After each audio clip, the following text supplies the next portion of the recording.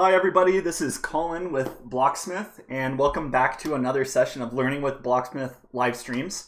Today we'll be continuing with our challenge days, and the next challenge on the list is one I've definitely been looking forward to because it gives me a chance to try out something new.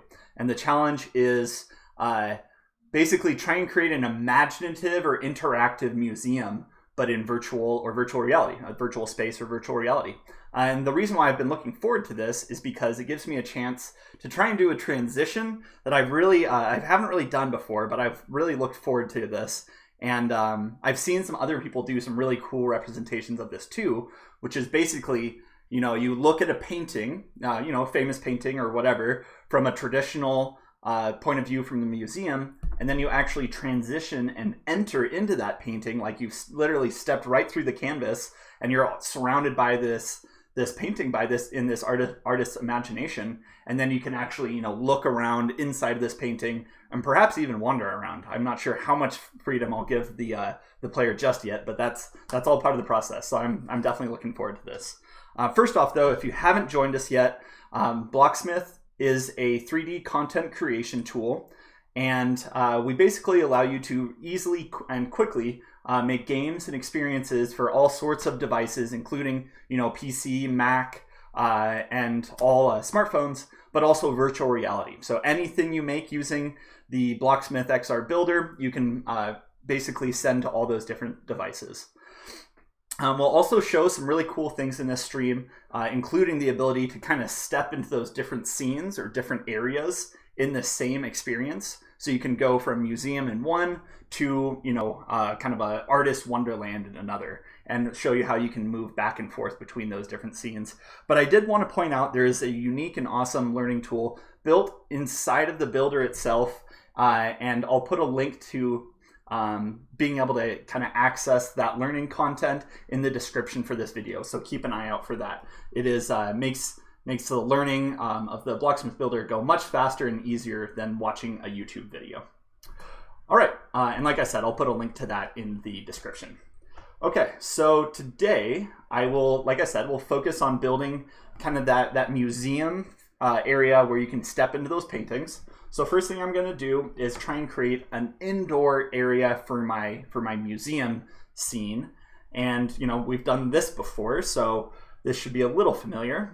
Basically, I'm gonna open up my environment area for my scene, and then change my scenario to be an indoor scenario.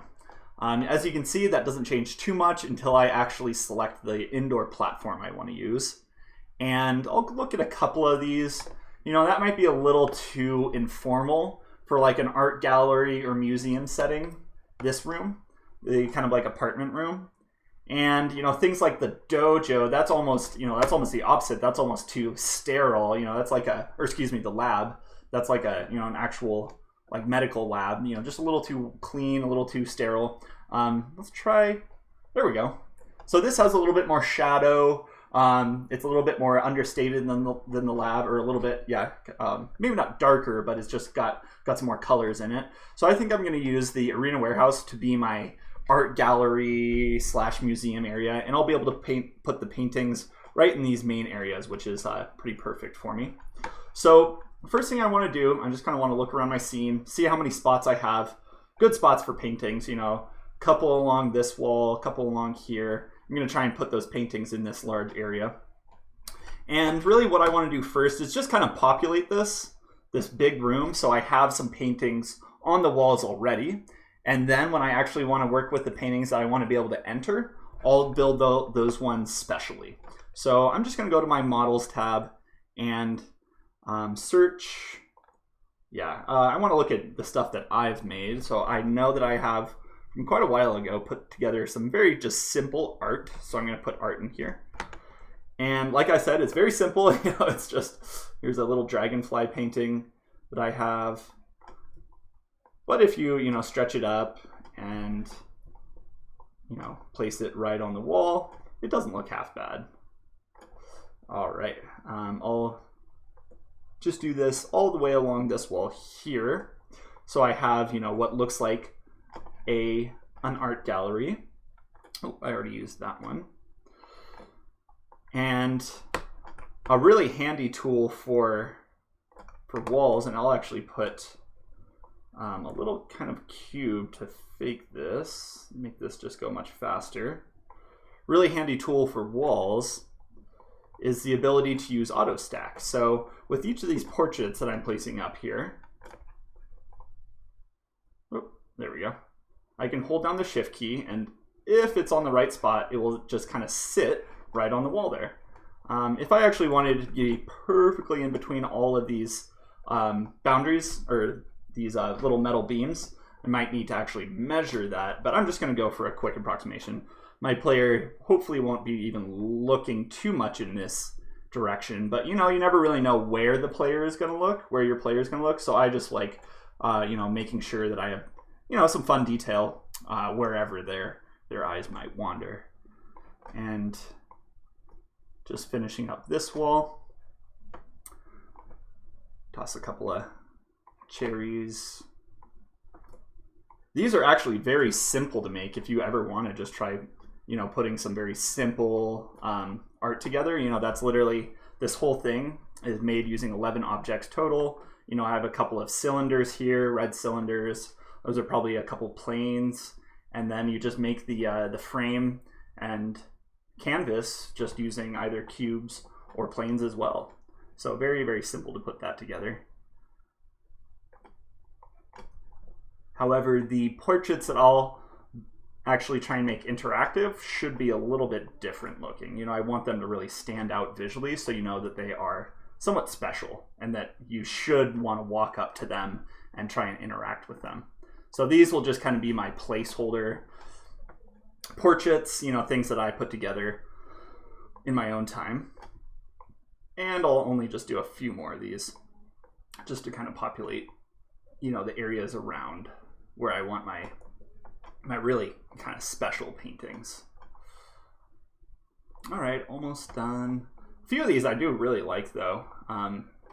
You know, I don't think they could actually make it into a museum, but you know, I wouldn't mind having that hanging up in on my wall. All right, just a couple more of these kind of filler example portraits, and then I'll be done with creating kind of the feeling for my scene. You know, I want, when my player enters, I want it to be clear that they're standing inside of a museum, or standing inside of, I'll toss a couple over here too. Oops. Or standing inside of an art gallery. And just one or two more. All right, and then right after this, I'll get into building my first actual painting, and I'll kind of get into how I'm going to do that as well. All right, so I have, yep, art all around the walls. Like, this is a big old gallery, and yeah, I'd say I'm going to put my main paintings right here and right here. So very clear for my player, should be just right in front of them and easy for them to access.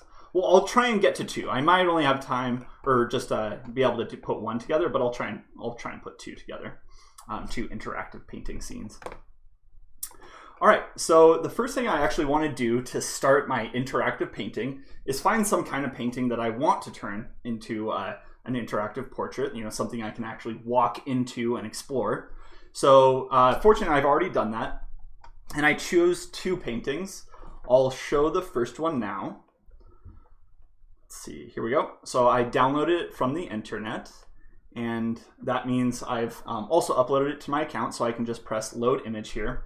And in my images, I have a bunch of images already saved. The two that I'm going to try and do are these two. All right, so let me really kind of increase the size of this so you can see what I'll be doing. And I'll also toss a light over it so you can really see what's going on here.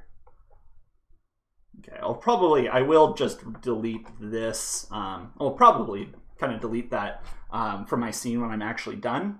But for right now, I'll just use this so you can see it. Use this image. All right, so this piece is created by Rafal Oblinsky, or excuse me, Oblinsky, and it's called The Elusive Specificity of Random Complement, or Maze of Cards. And I really like this one because it's kind of got a surreal, and the other one that I'll show too, but they both have kind of like a surreal dreamscape to them, but also a lot of like geometric shapes that I can use, cubes and other things for to create this kind of dream surreal scape in another scene. So I will try and create from what is in this picture and try and create that into a whole 3D environment all around you.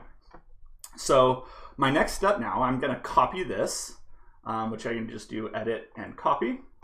And I'm going to create a new scene now by pressing on the plus button here. And I'm going to add a new scene. I don't really want to duplicate my gallery since I don't need another gallery. I'm just going to add a new blank scene. All right, so now that I have my scene here, I'm going to paste that painting because I still want to be able to reference it and see what what I should be building. And it looks like, so the first thing that I would, as a designer, trying to create using my scene here are some of the fundamental things. So what are they standing on? What's in the distance? I can't really see what's in the distance, so I'll just have to kind of go with my own thing there. But it looks like they're standing on a rather dark gray platform. So I will change my grid size to be about 0, and I'll change the color to try and match that same, it's almost black, but not quite, dark gray color that they have underneath their feet. All right, now that I have the same kind of setup here, I can also, if you drag, this is kind of a cool feature we never really talked about. If you just want to increase the size of your grid, so you can see it's not too big right now. I might want it a little bit bigger for this scene to kind of create that effect of it just going off in the distance forever. You can just drag an object to the extents or to the boundaries of this grid here, and it will just kind of resize for you. So I'm just going to stretch this grid out a little bit so I have a nice big area to work with. There we go. Now I want to have some cards in there, maybe just 1 or 2, some of these playing cards. So I can start playing around with things, so I can start editing things like lighting, because as you can see, lighting and shadows have a major effect within this piece. So that is what I'm going to try and do now. So I will use, as you can kind of see right here, each of these cards does have a little bit of a lip on it. So I will use a very thin cube and see if I can recreate one of these cards on their edge. And as you can see, I could just try and use white, but the white, just kind of like that stark white, is rather different than the white in, I'd almost say that's like a yellow white in the actual painting. So I'm going to try and get slightly to that style, just a little bit. There we go. I will also be able to use something like the actual lighting in my scene to achieve that effect. But, everything kind of builds off each other. So, you just want it to make it, look good on each object. Okay, now that I have my little playing card built, I want that to be a little bit thicker. I want you to be able to see the edge on that. Now that I have my playing card built, I will add, I may not try and do all the exact, hearts and numbers that they have in this scene. As you can see, they have all of the playing cards for the hearts. I might try and do, 2 or 3 and then just kind of repeat those. As you can kind of see that the 3 is also repeated. I wonder, this is art. I wonder if there's some kind of message or something within the actual way that these cards are set up. Anyway, I'm just going to do mine a little bit more randomly.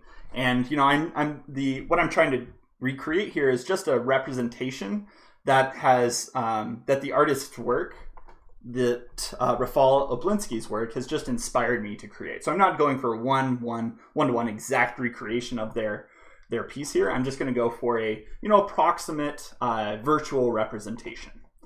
All right, so with that kind of in place there, I'm going to see if I can create a heart, the red heart there, using a sphere. Would a sphere work? Yeah, I think a sphere might work a little bit better than a cylinder. Although I might try both too. But that cylinder obviously needs to be red. Actually, you know what? I might try the cylinder first. Okay, so the way I'm going to do that is rotate about there. Rotate that cylinder and duplicate it. Oh, I'm moving my card.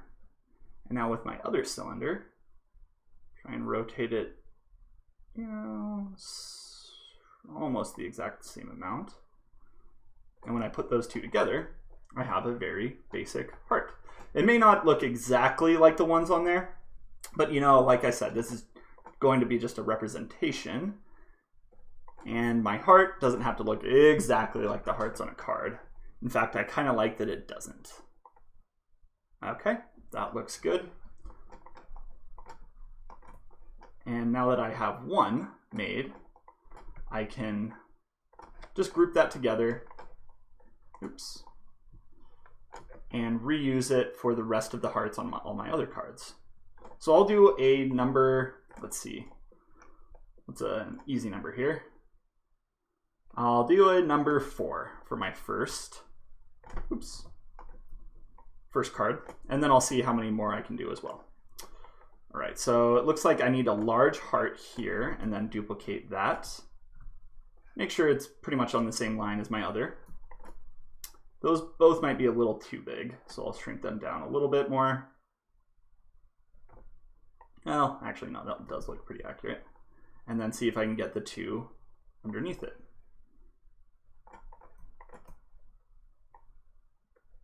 All right, now I want to get the number in there, so I'll put a number 4 in.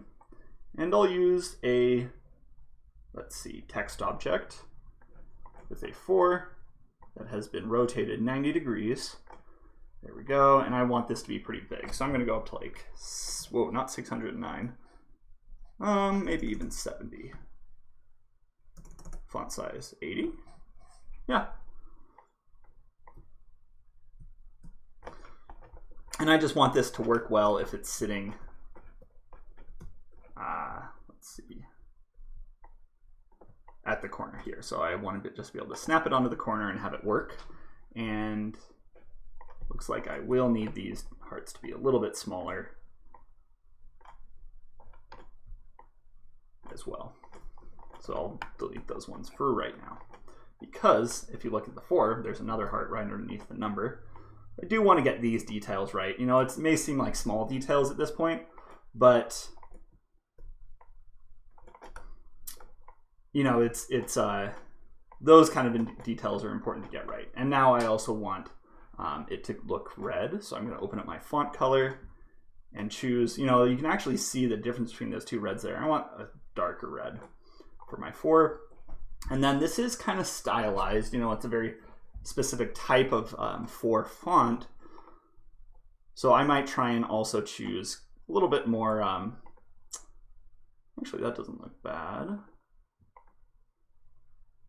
This Railway. What was that first one? Sinzel.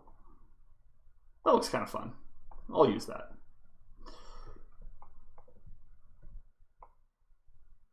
All right, now that I have my 4 made, I can just select that with its small heart, duplicate both, and then move them both down to the other corner. There we go. Accidentally grabbed that.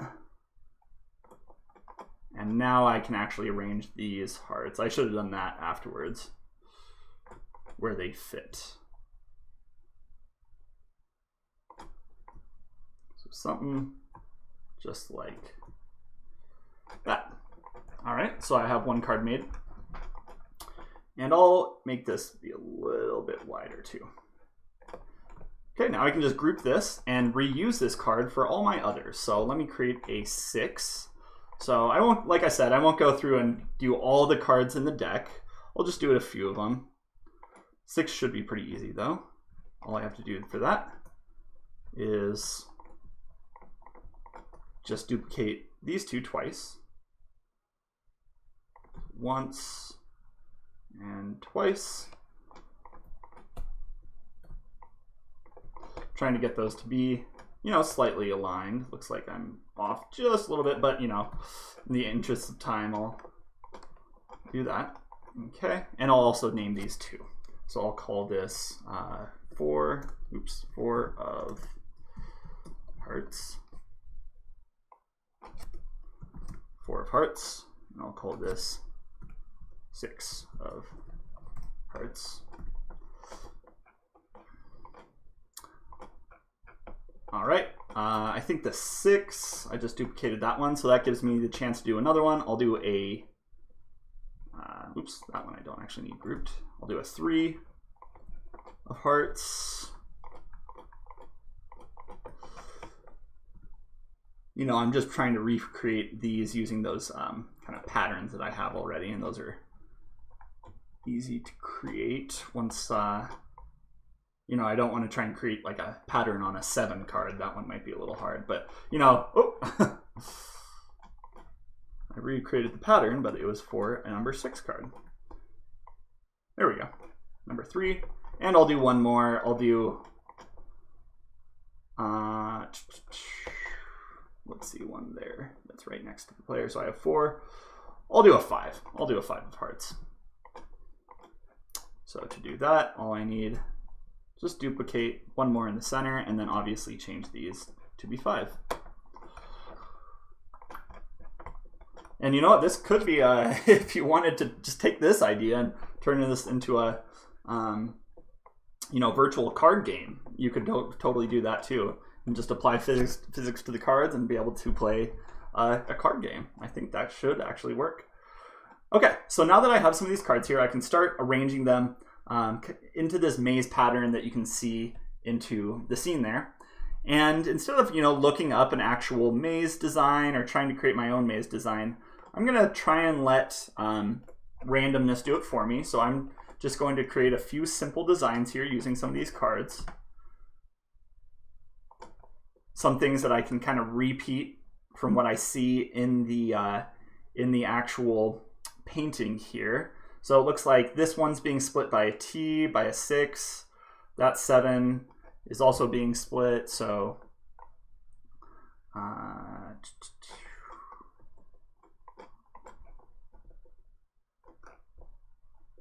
think, yeah, I'll flip that over. I want that to be visible. So I'll split that one,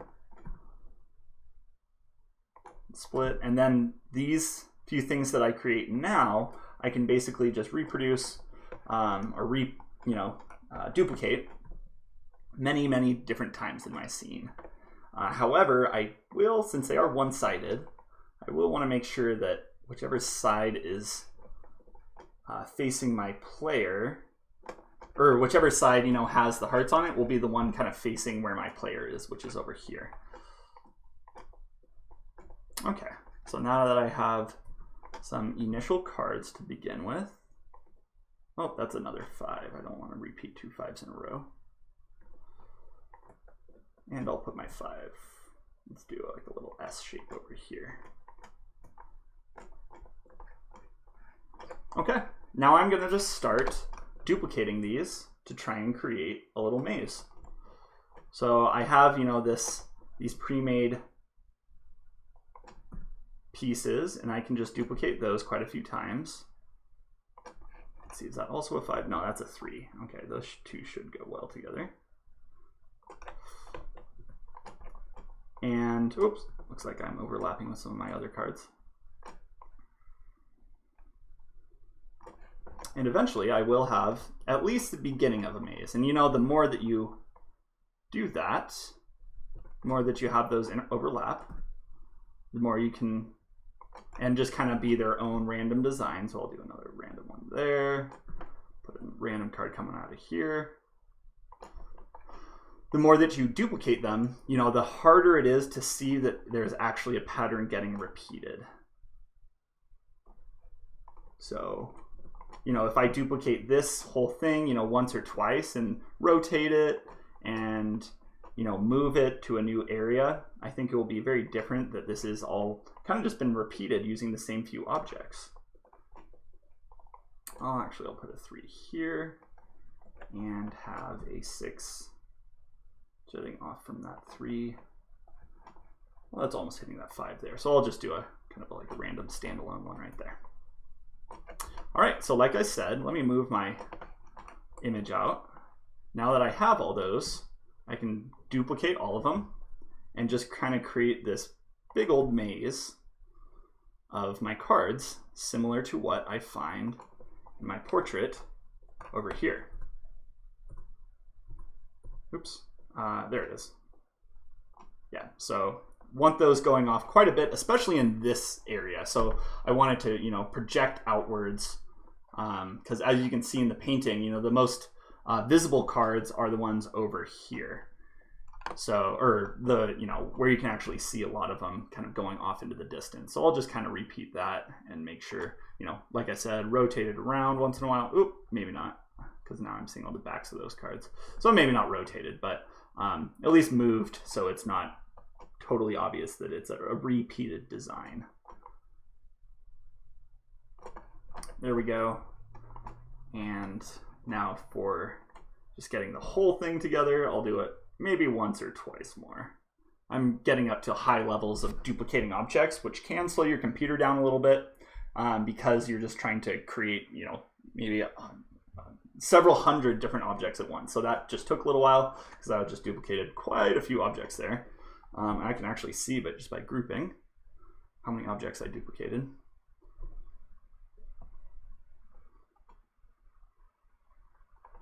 Yeah, so that may have been a mistake. I may have had too many objects going on there. And there we go. Now it's back. Yep, so that was way too many. As you can see, right down here, that was actually 2,328 objects I just added to the scene at once by duplicating all of these, because it's all made of shapes. So maybe that's a little too ambitious. But I can put my player right at the center. Well, yeah, I'll put them right about over there of my current card setup. All right, so now that I actually have the card maze built, I will try and get the lighting and some of the other not so much like geometric pieces to actually be in here. So for instance, the shadows, I already kind of have those shadows going on, you know, coming from up here and then angling down, but I want that to be a little bit more obvious. It's the contrast in this picture is very strong. So I'm going to go to my scene settings. I'm going to increase my daytime, or excuse me, decrease my daytime just a little bit, about 8:48 in the morning. But I do want to increase my, well,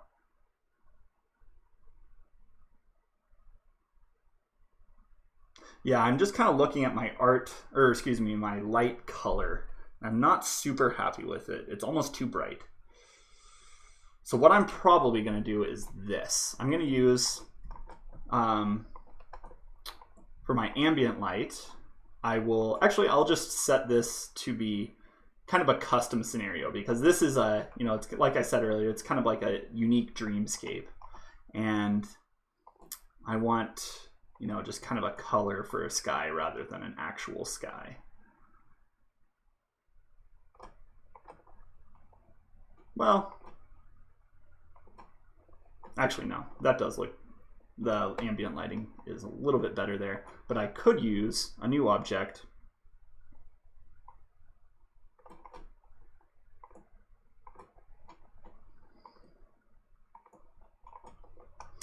Use that new object, which is a light object. So I've used this sunlight once before, but basically if you need to change around and want to really customize the lighting in your scene, the sun is a good start, but you never really want two suns in a scene because that's just way too much light. So I've kind of toggled my other one to be as minimal as possible with a low intensity. And this intensity for my sun object, this is where I'll try and have it match the exact lighting in the painting. So I will first rotate it. So I have some shadows. And I want those shadows cast kind of across each other. So I'm going to do something like that. So I have those shadows being cast. But as you can see, it's also a little dark, a little bit darker in this portrait. So I'm going to lower that, my intensity, and also change my color to be just a little bit more of that orangish, warmish kind of yellow color. So let me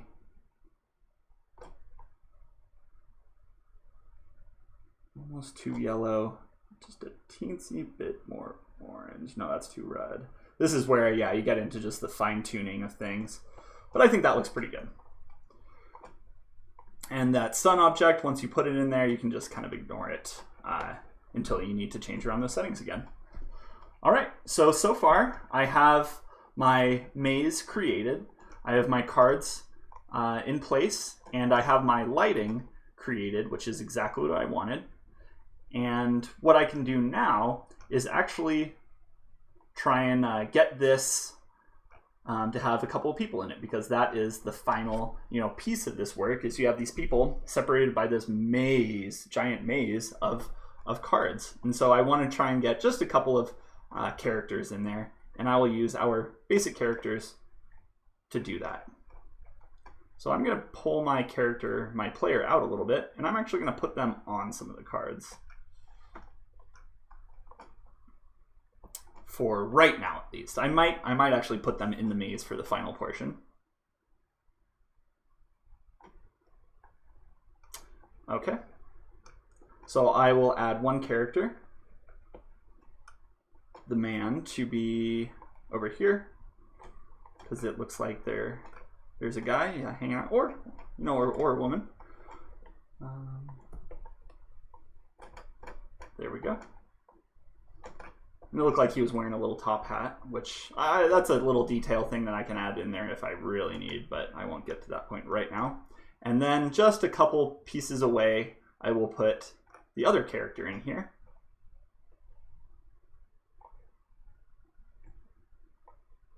Making these people be a little bit bigger just so they're more obvious.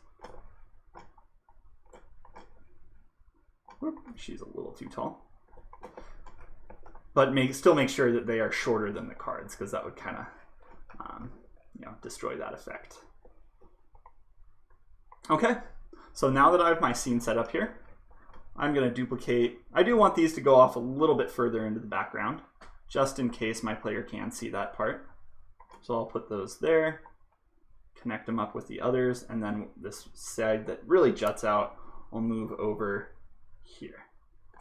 So they really just kind of look like they're going off into the distance. And what trick that I really could, I could pull off here that might also be really cool is using some kind of like reflection to make it really seem, kind of like a hall of mirrors, make it seem like it is going off forever. However, that'll take a little bit more time to set up than I want to spend on this scene. So I'm going to call this good, and my player will, let's see, when they enter the painting, I want them to be where? I want them just to be in my maze. So I will place my player. But I also want them to, I'll put them in my maze. All right, that should be fun. No, okay. The reason why I'm not going to put them in my maze, I want them to be able to get back to my gallery. So what I'm going to do there is go to my gallery level really quick, or gallery scene. Just grab any portrait that I have. Actually, I don't even need one of those. I can just go to my shapes and grab a frame. So I'll use this kind of like a little portrait, a portrait frame. But this will be my way back into my gallery scene. So there's my frame. I'll put a nice, perhaps, that's a strong, like a little metallic. And there you can actually see the reflections, a metallic material on there. And then I will just be able to transition back and forth from this portrait here. Okay, so what I'm going to do now is grab a screenshot from my, let's see where you are, from where my portrait would be hanging. So right about here, and I'll move my player out of the way. So it kind of looks like this is where you'll be entering again. And this is one of the tools that I also wanted to show off in the builder. So you can actually get a screenshot of anything that you have visible, even if you're just using the builder interface, just by hitting the record button and then using take screenshot.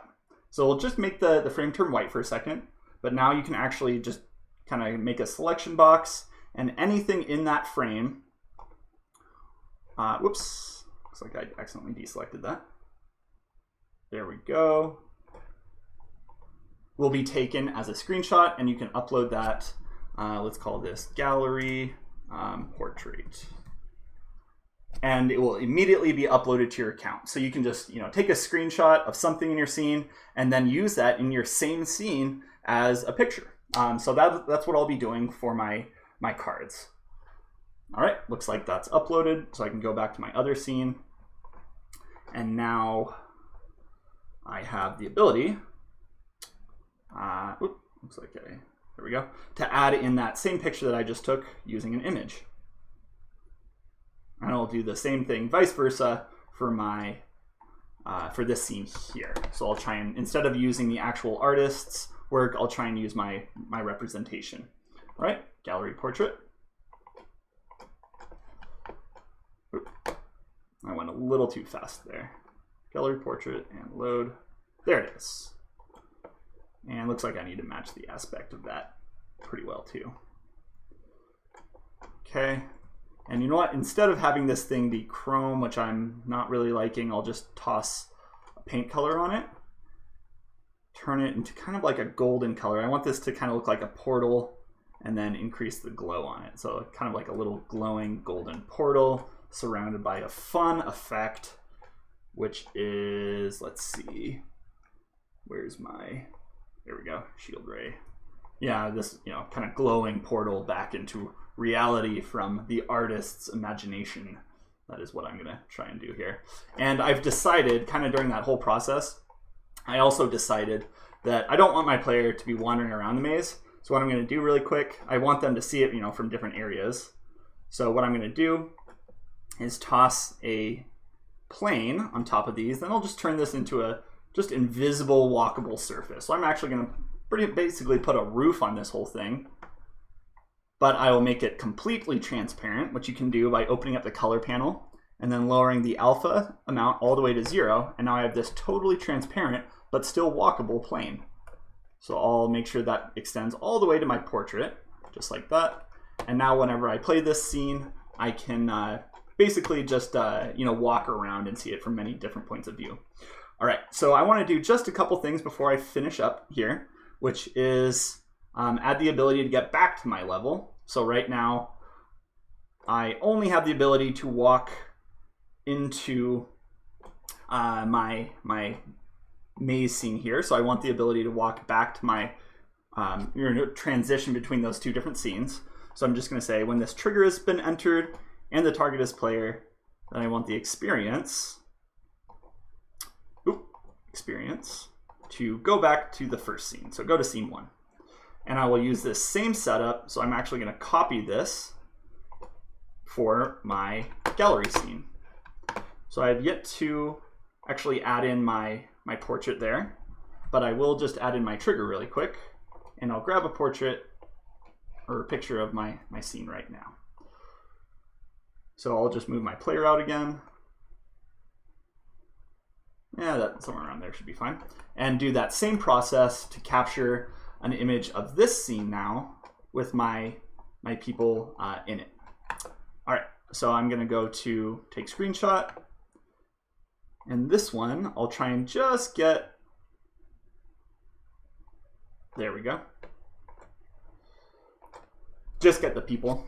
And I'll call this maze of cards. And now I can use this screenshot in my first scene to be the portrait that I want to show on my wall. So all I need, once again, image, load that screenshot that I just took. Awesome feature there. Fortunately, it fits well. It has that same long rectangular approach, so it will fit well to just kind of slide right in here.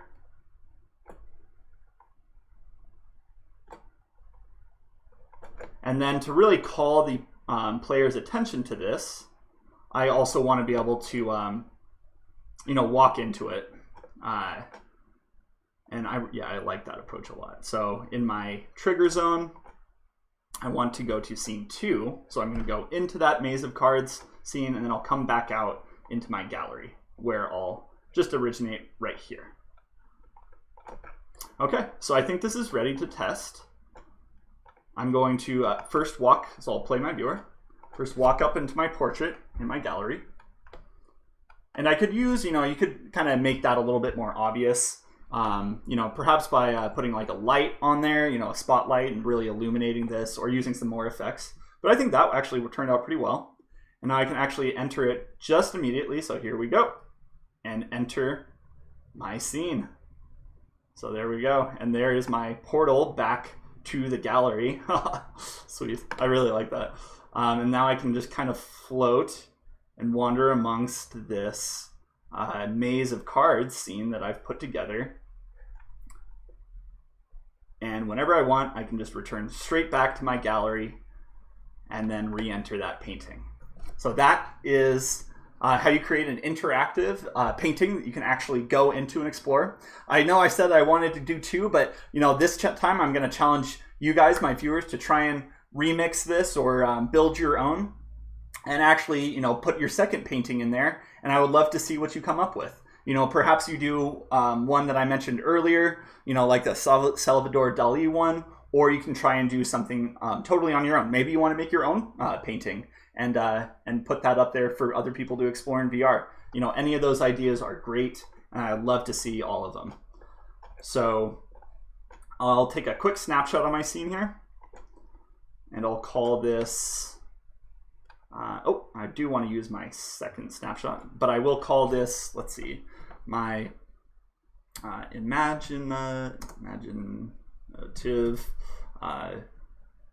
Museum Challenge. And I'll cross-link the YouTube video and put that in my description here, and choose the gallery shot for my actual screenshot. There we go. Now, I will publish this, like I said, you know, since I didn't get to that second one, I'll actually make this a template. So basically, anybody who opens this project using a BlocksmithXR Builder, which is what I'm using, can actually remix or make a copy of this. Basically, you won't affect my original version, but your new version, you can add whatever you want to, and it won't, you know, it won't come back on my original project. You'll just have a remix on your own, or, you know, and mine will just remain a template. So I'll choose template here, and I want to confirm that I just made it open source. And now I am, yeah, done. So I really want to thank you all for watching this week's live stream challenge. Please subscribe to the Blocksmith YouTube channel if you liked this and want to see more of these challenges. You know, we'll have a few more in the future weeks coming through. And I also just wanted to say that the Blocksmith XR Builder is releasing a new version. So definitely go to our download page and keep an eye out for the 5.3 version. That's coming very, very soon. So definitely, you know, head on over to blocksmithxr.com and, you know, check out that download page. You know, create an account if you don't have an account yet. It's just a free account where you can get that builder. And then also please just subscribe to the live stream channel if you like this and want to see more challenges done using the BlocksmithXR Builder. All right, thank you all for watching this week. I'll see you later.